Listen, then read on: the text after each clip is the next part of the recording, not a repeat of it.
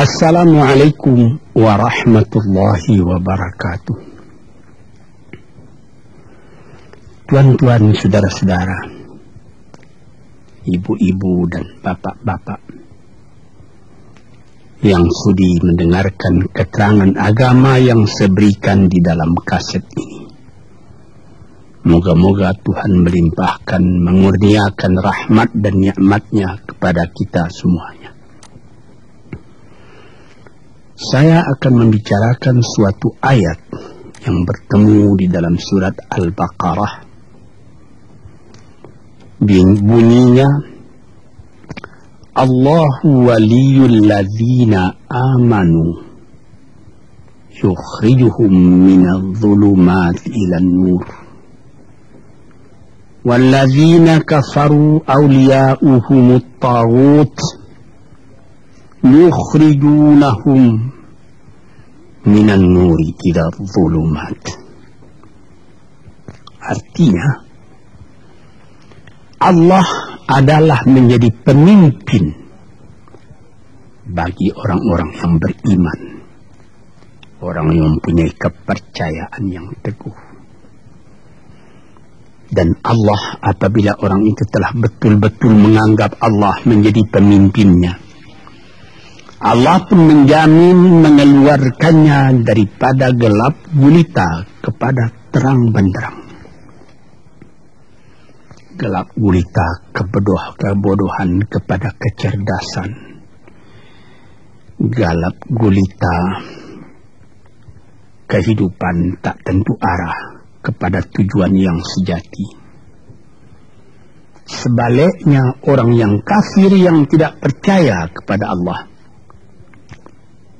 maka sebaliknya yang terjadi, daripada terang benderang dia akan dipimpin oleh taghut, oleh kekuasaan yang bukan bersandar kepada Allah. Dan yang demikianlah yang akan mengeluarkannya daripada terang benderang kembali ke dalam gelap gulita. Oleh sebab itu, rohani manusia itu adalah melalui di antara gelap dan terang kehidupan itu, di antara terang dan gelap kehidupan. Kalau sekiranya jasmani kita, kalau sekiranya badan kita yang lahir ini diberi cahaya oleh matahari yang terbit di waktu pagi, yang terbenam di waktu sore, rohani kita pun diberi juga terang oleh suatu yang lebih terang dari matahari, yaitu petunjuk dan hidayat Tuhan. Di dalam Al-Quran, Tuhan memberikan bujukan, memberikan jiwa besar kepada orang-orang yang beriman itu. Tuhan bersabda, La tahinu wa la tahzanu wa antumul a'launa in kuntum mu'minin. Engkau ini adalah orang yang tinggi kalau engkau tetap memegang kepercayaan kepada Allah Subhanahu wa ta'ala. Di dalam perjuangan hidup di dunia ini, perjuangan antara yang hak dengan yang batil, antara gelap dengan terang, antara keyakinan dan keraguan, manusia berjalan di sekitar itu. Di kiri dan di kanan kita berjumpalah gelap dan terang itu. Maka diberilah pedoman manusia tadi. Apa pedoman? Walaupun bagaimana hebatnya, geloranya, tofannya, halimbubunya, ombaknya dan gelombangnya kehidupan itu, manusia mesti teguh berpegang kepada iman. Sebab kehidupan di dunia itu menurut peraturannya ialah tidak ada yang tetap. Yang tetap itu ialah berubah. Berubah itulah ketetapan yang ada dalam dunia. panas sangat terik, benar, nanti akan hujan. Hujan sangat lebat, benar, nanti akan panas. Di suatu tempat terjadi hujan yang lebat, berhari-hari timbul banjir. Ya, banjir itu tidak tiap hari, nanti dia kering lagi. Di laut demikian pula. Ada pasang naik, tergenang ke atas. Besok pagi air itu sudah kering lagi, surut pasang. Begitulah kehidupan di dunia itu. Itu harus kita yakini supaya kita jangan terombang-ambing dalam kehidupan itu. Kalau kita sudah mulai terombang-ambing, tahu-tahu walaupun bagaimana terangnya hari gelap timbul dalam jiwa kita sendiri. Walaupun panas terik, kita berhujan. Hujan oleh keingat kita sendiri. Jadi yang penting di sini menjaga hati itu. Sampai Rasulullah Nabi kita Muhammad sallallahu alaihi wasallam, inna fil jasadi mudghatan, di dalam tubuh manusia itu ada suatu bekuan darah. Idza salahat salahal jasadu kulluhu wa idza fasadat fasadal jasadu kulluhu. Kalau ini segumpal daging baik, seluruh badan jadi baik. Kalau dia rusak, seluruh badan jadi rusak. Apakah itu? Hati. Hati. Kendali terletak dalam hati kita. Hati artinya penuh. Bukan saja berarti pada daging, tapi pada hati dari hati, isi dari hati, atau juga akal kita. Sebab itu, maka kalau satu waktu saya pernah mengajarkan doa yang mengandung 8 sifat-sifat lemah menghilangkan kemerdekaan manusia. Hari ini saya pun akan mengajarkan doa yang diajarkan juga oleh Nabi. Bagaimana menjaga hati tadi. Di situ dalam doa itu ada tersebut 4 perkara. Apa disebut? Allahumma inni a'udzubika min qalbin la yakhsha'u wa min ilmin la yanfa'u wa min nafsin la tashba'u wa min du'a illa yusma'u. Jadi 4 perkara.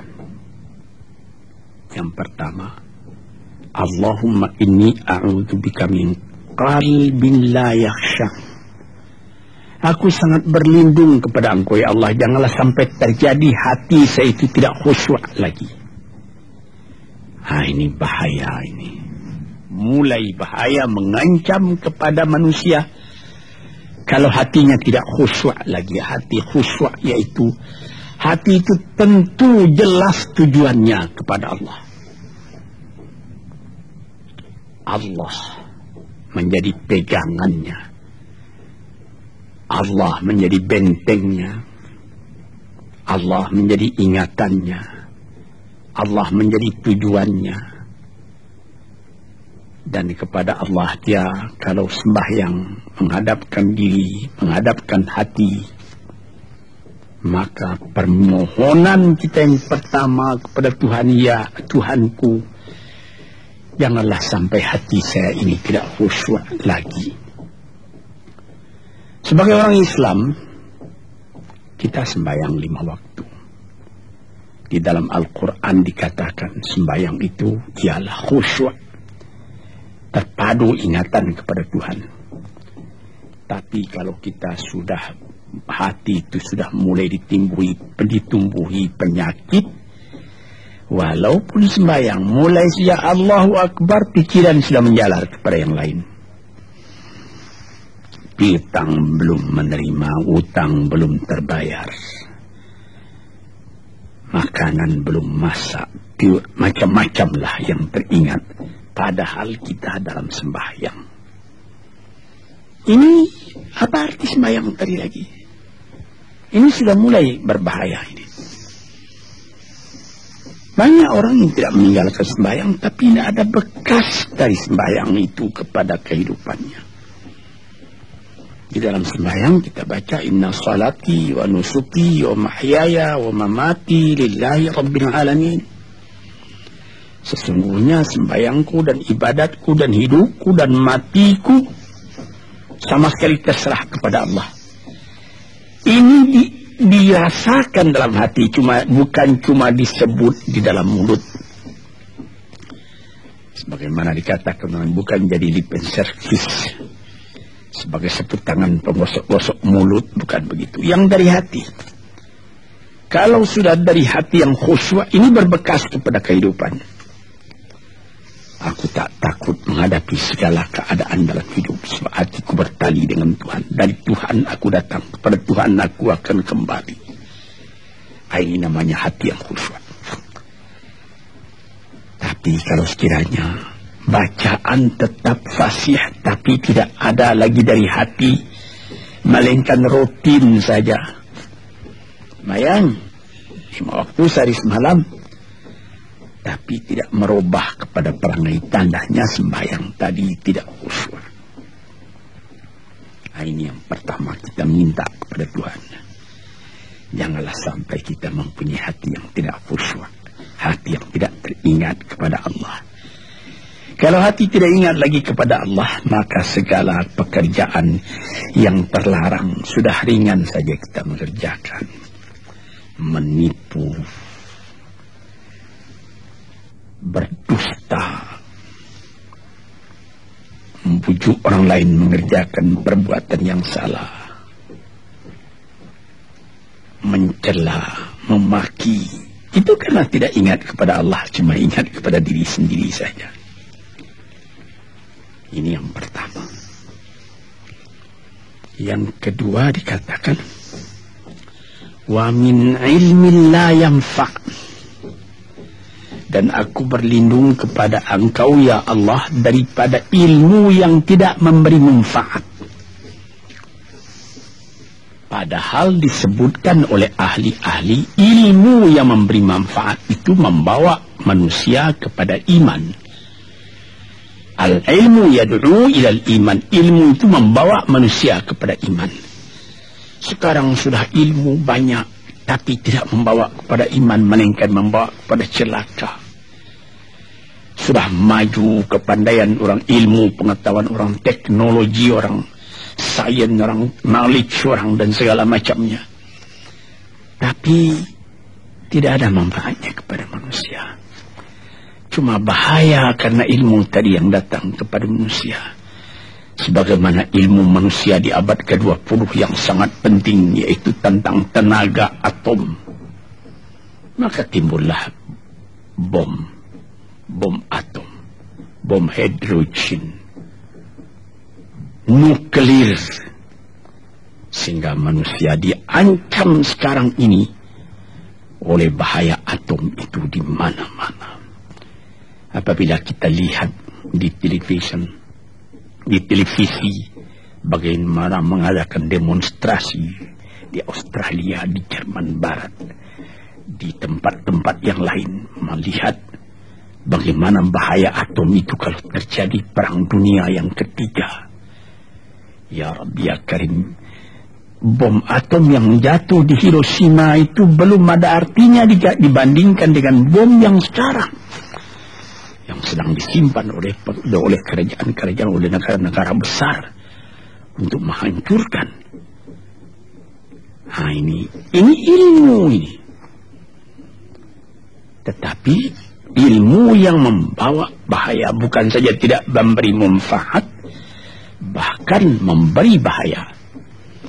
Di sini terasa oleh kita bahwa ilmu yang ada itu pun mesti dikembalikan atau dikendalikan oleh iman. Kalau tidak, maka nyawa manusia ini akan dipandang sebagai sampah saja. Dijatuhkan satu bom hidrogen ke dalam kota Jakarta ini, na'udzubillahi min dzalik, umpamanya dimasukkan ke kota Jakarta ini, satu bom hidrogen saja itu sudah habis penduduk Jakarta yang lebih dari 5 juta ini. La haula wala quwata illa billah.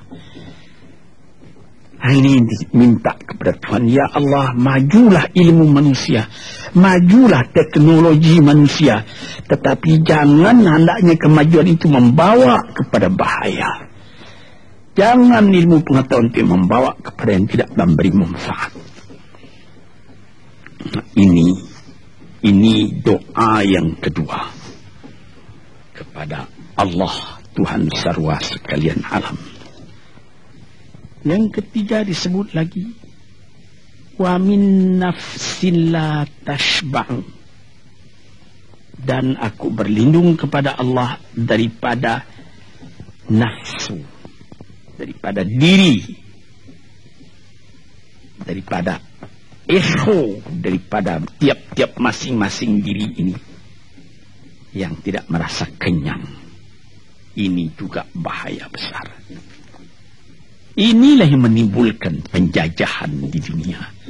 Inilah yang menimbulkan, disebut dalam bahasa Arab, al-ghazwul fikri, penjajahan. Sesudah Perang Dunia Kedua sudah banyak negeri-negeri yang merdeka, tetapi sekarang timbul lagi penjajahan baru. Apa? Penjajahan fikiran. Sehingga bangsa yang merdeka tadi tidak merdeka lagi fikirannya. Dia merdeka di dalam meniru kepada bangsa yang lebih kuat. Itu namanya terjajah juga. Jadi tuan-tuan yang terhormat, apa pangkalnya ini? Daripada nafsu serakah manusia. Nafsu serakah manusia sebagaimana tersebut di dalam hadis. Lau kana libni adama wadiyani min dhahabin labtagha salisan wa ma yamla'u jawf ibni adama illa turab. Kalau manusia itu mendapat suatu lembah yang penuh dengan kekayaan emas, suatu lembah, dia ingin supaya mendapat satu lembah lagi yang penuh juga dengan emas.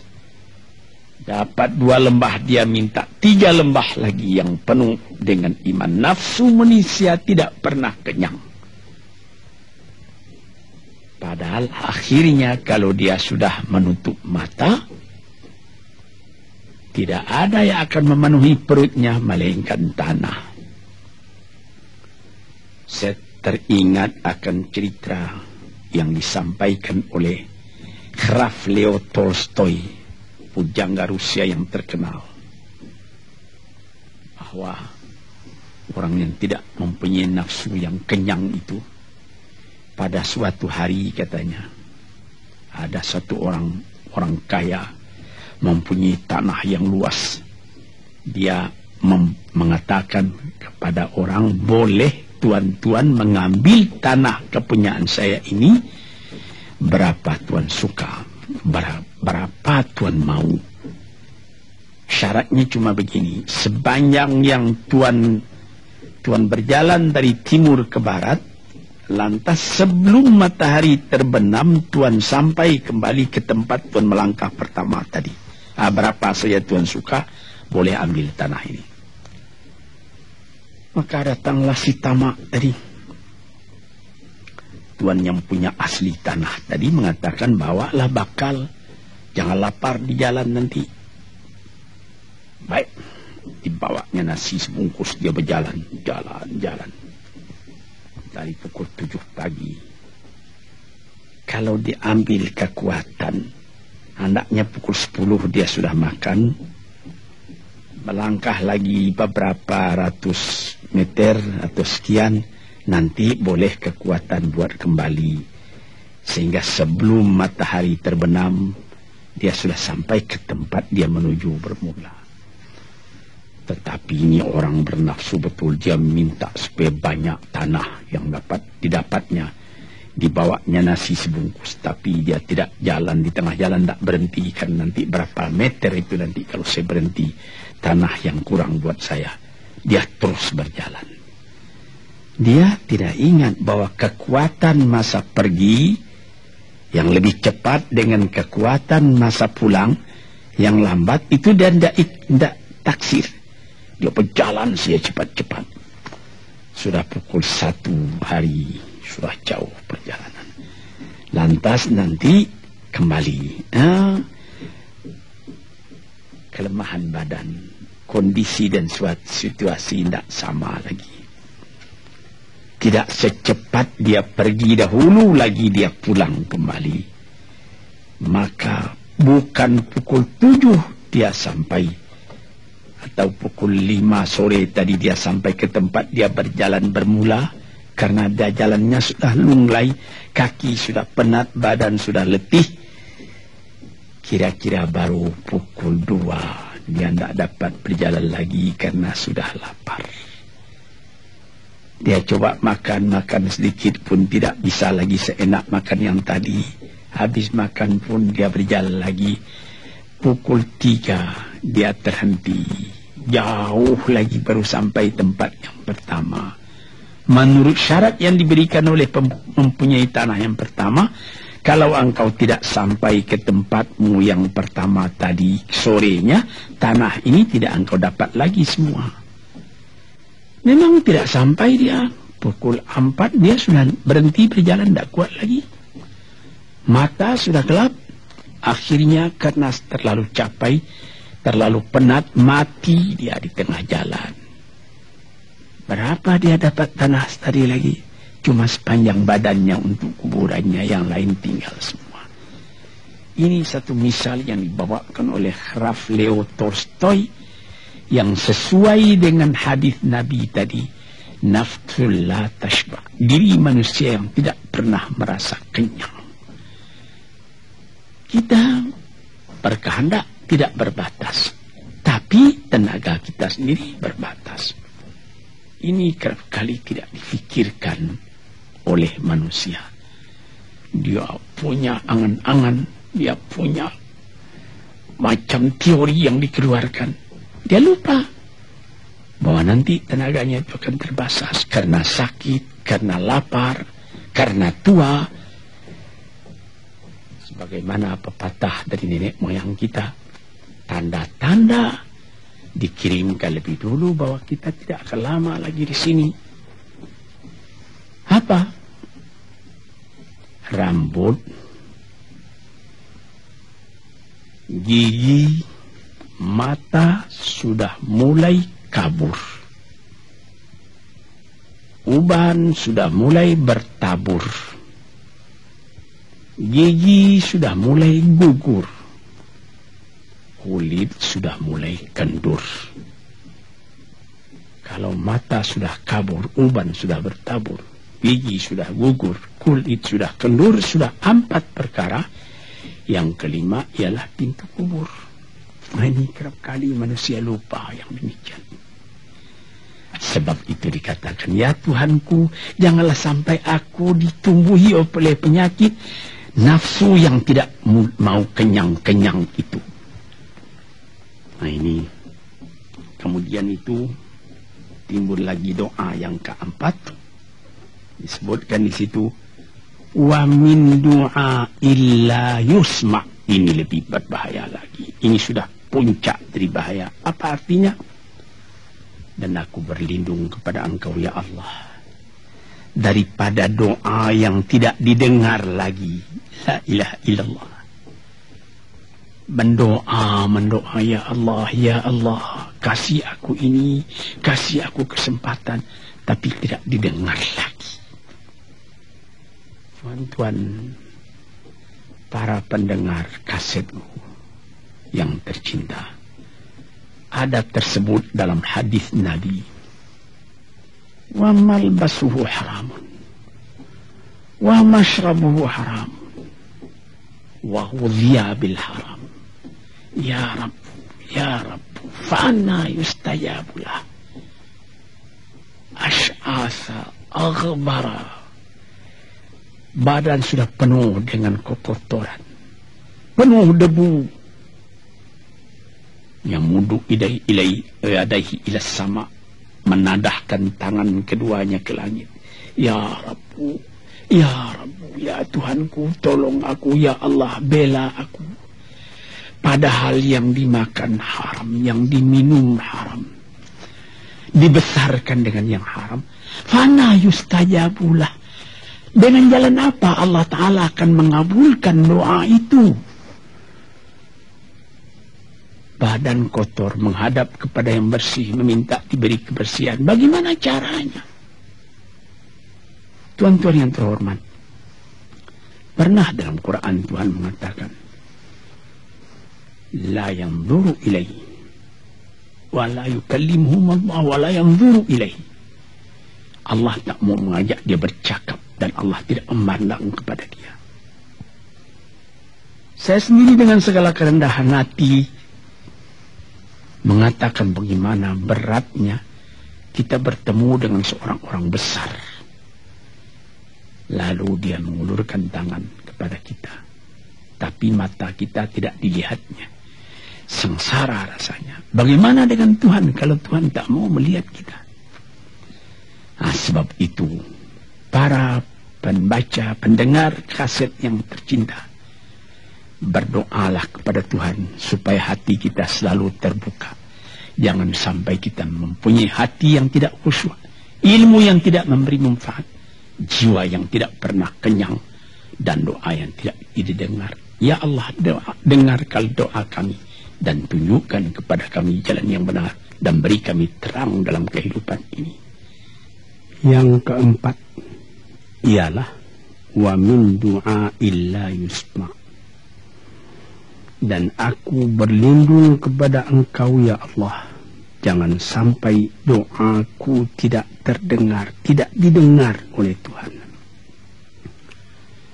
Sebagaimana kita tahu, doa itu adalah mukhul ibadah, tulang sumsum daripada ibadat kita sendiri kepada Tuhan. Segala perbuatan kita patrikan dengan doa, dengan harapan mudah-mudahan diizinkan oleh Allah, disampaikan maksud kita, macam-macam yang kita minta kepada Tuhan. Tapi kalau doa itu sudah tak diperdulikan lagi oleh Tuhan, apa celaka kita, apa daya kita, apa upaya kita? Di sini kita melihat apa sebab maka doa tidak didengar oleh Tuhan, tidak diperkenankan oleh Tuhan. Tentu saja bukan dari salah Tuhan, melainkan dari salah kita sendiri. Di dalam Al-Quran dikatakan, iyyaka na'budu wa iyyaka nasta'in. Al-Fatihah tersebut, kepada Engkaulah kami menyembah ya Allah, dan kepada Engkau kami minta tolong. Tapi dengan tidak sadar, kerap kali kita berbuat terbalik. Iyyaka nasta'in wa iyyaka na'budu, kepada Engkau kami minta tolong, lalu kepada Engkau kami menyembah. Minta tolong dulu baru menyembah. Minta tolong banyak-banyak tapi terima kasih tidak ada. Tentu saja tidak didengar oleh Tuhan. Di dalam satu hadis tersebut, Asy'asa ar-rabbara yamuddu yadayhi ila as-sama'i ya Rabbu ya Rabbu, wa mat'amuhu haramun wa mashrabuhu haramun wa malbasuhu haramun wa ghudhiya bil haram fa anna yustajabu lah. Badan sudah kotor, sudah berkerumit, kesusahan, kegelisahan kehidupan terbayang kepada tubuh sendiri. Lalu menadahkan tangan ke langit meminta kepada Allah, ya Tuhanku, ya Tuhanku. Bagaimana Tuhan bisa mengabulkan? Dengan pikiran yang kotor engkau menghadap kepada Tuhan. Kalau tidak terkabul, jangan Tuhan yang disalahi. Hatimu sendirilah salahi. Apa yang kau perbuat dalam kehidupan ini?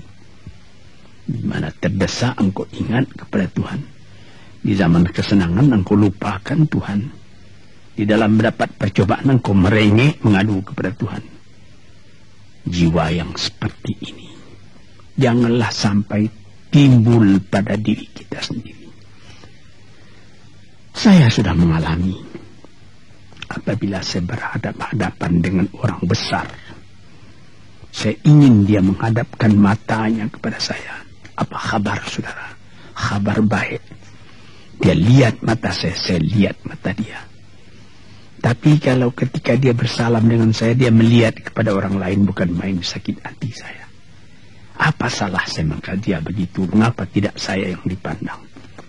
Sedangkan dengan sesama manusia lagi begitu perasaan kita. Bagaimana dengan Tuhan? La yanzuru ilaihim wa la yukallimuhum. Allah tidak memandang sebelah mata kepada Allah, kepada kita. Allah tak mau cakap, tidak mau bercakap dengan kita sepatah pun. Langit mana tempat kita bernaung, bumi mana tempat kita berpijak, kalau sudah demikian keadaannya. Nah, ini yang dijaga tuan-tuan yang terhormat dalam doa keempatnya itu. Hati janganlah sampai tidak khusyuk. Ilmu janganlah sampai tidak memberi manfaat. Nafsu janganlah sampai tidak kenyang. Dan doa janganlah sampai tidak didengar. Saudara-saudara, moga-moga Allah memberikan kepada kita hati yang terang. Sebagaimana ayat yang mula-mula saya sebut tadi. Allahu waliyul ladzina amanu yukhrijuhum minadh-dhulumati ilan nur. Allah lah jadi pemimpin bagi orang yang beriman. Sehingga dari gelap gulita dibawa dia oleh Tuhan kepada terang benderang. Walladzina kafaru, tetapi orang-orang yang sudah tidak ada kepercayaannya kepada Tuhan. Auliya'uhumut taghut, yang menjadi pemimpinnya bukan Tuhan tapi setan. Dia akan membawa orang itu daripada terang benderang ke dalam gelap gulita. Kita jadi meraba-raba dalam gelap kehidupan. Dalam meraba-raba itu masih ragu entah kemana akan pergi. Maut pun datang. Gelap selalu. Di dunia gelap, di akhirat pun gelap. Na'udzubillahi min dzalik. Hadirin yang terhormat, para peminat kaset ini, moga-moga semuanya ini menjadi kenang-kenangan kepada Tuhan di dalam perjalanan yang jauh, di dalam keistirahatan hidup, sehingga mendapat ketetapan hati dan tumakninah. Assalamualaikum warahmatullahi wabarakatuh.